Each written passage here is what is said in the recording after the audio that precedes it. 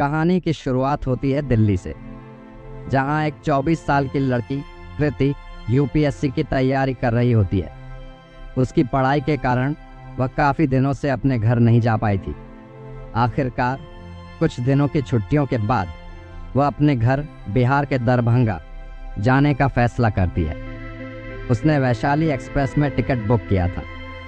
Train Delhi railway station से रात 8 बजे निकलने वाली थी।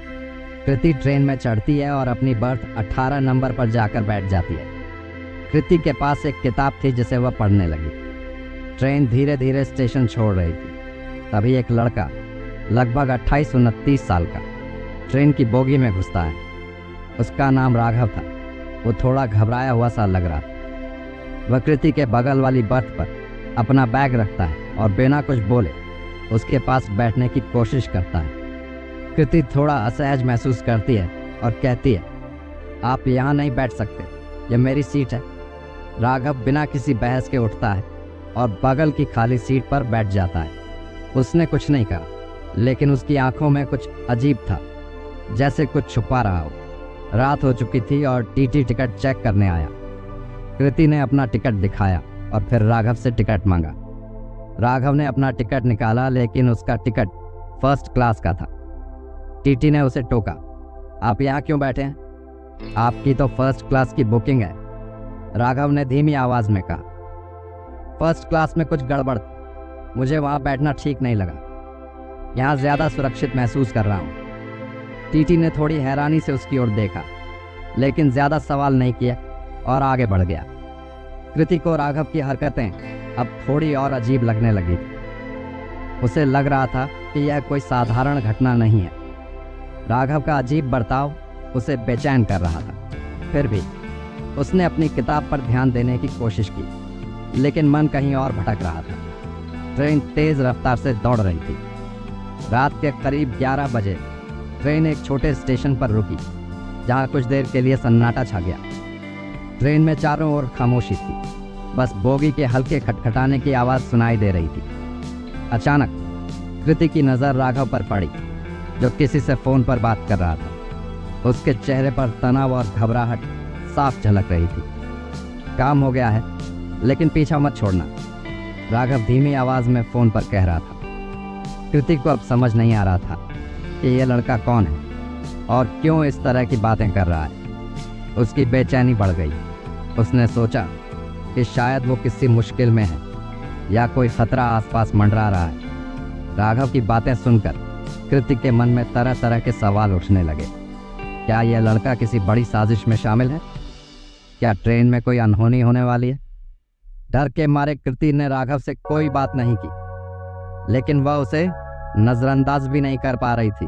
थोड़ी देर बाद राघव ने कृति की ओर देखा और कहा, आपको डरने की जरूरत नहीं है, आप सुरक्षित हैं, लेकिन आपको मेरी बात ध्यान से सुननी होगी। उसकी आवाज में एक रहस्यमय गंभीरता थी। कृति घबरा गई, लेकिन उसने खुद को शांत रखने की कोशिश की और कहा, क्या चल रहा है? तुम कौन हो?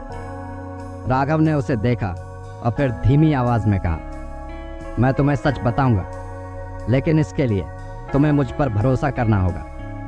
मैं कोई आम यात्री नहीं हूँ, मैं एक सरकारी एजेंट हूँ और इस ट्रेन में कुछ संदिग्ध लोग हैं जो एक बड़े अपराध की योजना बना रहे हैं। मैं उन्हें पकड़ने के लिए ही इस ट्रेन में हूँ। कृति के होश उड़ गए। वो समझ नहीं पा रही थी कि यह सच है या कोई चाल। राघव की बातों में कुछ तो था जो उसे असलियत का एहसास करा रहा था। रात और गहरी हो रही थी। ट्रेन के अगले स्टेशन पर रुकने से पहले ही राघव ने कृति से कहा, तुम्हें बस मेरी बात माननी होगी। जब ट्रेन अगले स्टेशन पर रुकेगी तो कुछ लोग अंदर आएंगे। उन्हें देखकर घबराना मत। तुम बस अपनी सीट पर बैठी रहना और मेरे इशारे का इंतज़ार करना। जैसे ही ट्रेन अगले स्टेशन पर रुकी, कुछ लोग बोगी में घुसे। राघव ने कृति को एक इशारा किया और उठकर उन लोगों के पास गया। वहाँ कुछ बातों के बाद अचानक माहौल बदल गया। उन लोगों में से एक ने राघव पर हमला करने की कोशिश की, लेकिन राघव ने तेजी से उसे काबू में कर लिया। चारों ओर अफरा तफरी मच गई। कृति की सांसें थम गई थीं। वह समझ गई कि यह कोई साधारण घटना नहीं थी। राघव ने बाकी संदिग्धों को भी काबू में कर लिया और पुलिस ने अगले स्टेशन पर उन्हें गिरफ्तार कर लिया। जब सब कुछ शांत हो गया तो राघव ने कृति की ओर देखा और मुस्कुराते हुए कहा, अब तुम सुरक्षित हो। मैंने तुम्हें पहले ही कहा था कि डरने की ज़रूरत नहीं है। कृति की आंखों में राहत और हैरानी के मिले जुले भाव थे। राघव ने उससे विदा ली, लेकिन जाने से पहले उसने कहा, कभी कभी चीज़ें वैसी नहीं होती जैसी वे दिखती हैं। भरोसा हमेशा सही जगह पर करना चाहिए। कृति की यात्रा समाप्त हो गई, लेकिन इस एक रात ने उसकी ज़िंदगी बदल दी। तो दोस्तों, ये थी कृति और राघव की दिलचस्प कहानी। अगर आपको ये कहानी पसंद आई तो कमेंट में बताएं और चैनल को सब्सक्राइब ज़रूर करें। फिर मिलेंगे एक नई कहानी के साथ। तब तक के लिए जय हिंद।